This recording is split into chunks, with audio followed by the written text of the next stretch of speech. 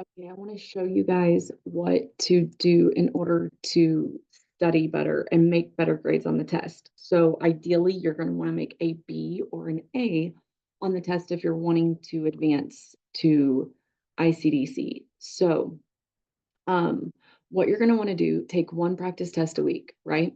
So if you click on this, you're going to be able to go to the Canvas assignment that tells you how to log in. Once you take the test, okay, it's going to say show results. So you're going to scroll down. In this example, this person made a good grade, but you're going to look for the ones that you got wrong. Okay.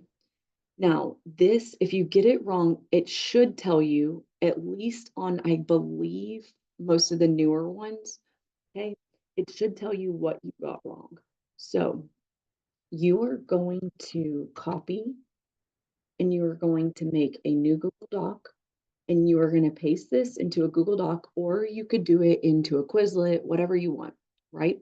But you would want to read this, like communicating the benefits of the data change. Okay, you are going to want to read this, um, and like in, I would say you would read each one of them maybe once a day or once every other day, because the more you read it, the more you're going to remember it. You don't want to sit there and try to read it over 20 times in a row. I would read it once a day, probably. And in this case, this person only got 11 questions wrong. So that might take you 5 minutes to read, right?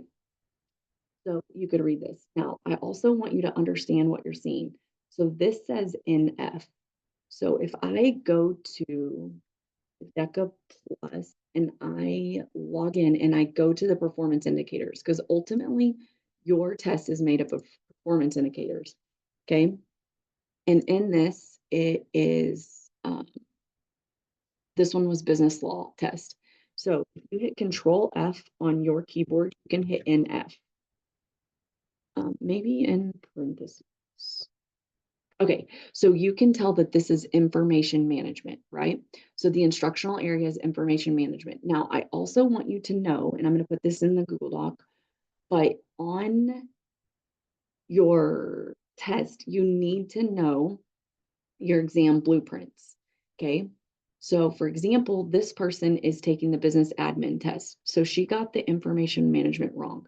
You're looking at the association level test. She got six. She's going to have 6 questions on her exam that are information management. Okay. Now, if there's a big number like operations and you realize you've gotten like 9 operations wrong, you absolutely want to study that.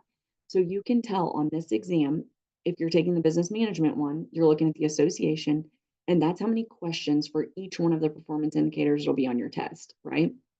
So if you get one wrong, that's human resources or entrepreneurship, that doesn't even matter because you're not going to have a question of that on your test.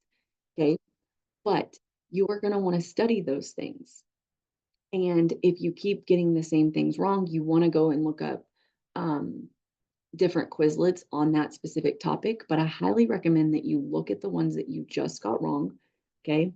And you study what you don't know, okay? So I would go back to her test and I would go to the next one, okay? This one is FI, which I know in my brain is finance, but you can go look it up on your performance indicators and you can read this, right? So you would want to read every one of these just to make sure that you absolutely know them, okay?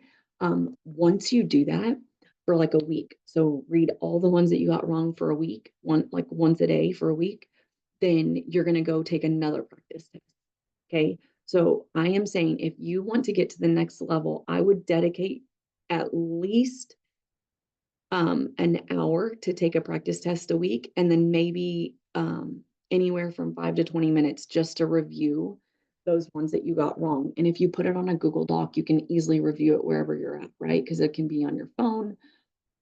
You can make a Quizlet, whatever you want. I think it's easier just to read the Google Doc, but if you want to quiz yourself, you could do that too. But it's kind of hard because it's not really like something you would make into a flashcard. You'd have to like change it and it's kind of time consuming. Copying and pasting is pretty easy for you to know what to study. Also, if I were you, I would count how many of each one of the topics you're getting wrong to know which performance indicator you need to study. But that is how you can tell Now, also, if you take a test and it doesn't tell you, okay, oh, this one also tells. Okay, but pretend like it didn't. Okay. If you, I mean, you can kind of tell that one's law, to be honest. Um, if say this one didn't tell you, right?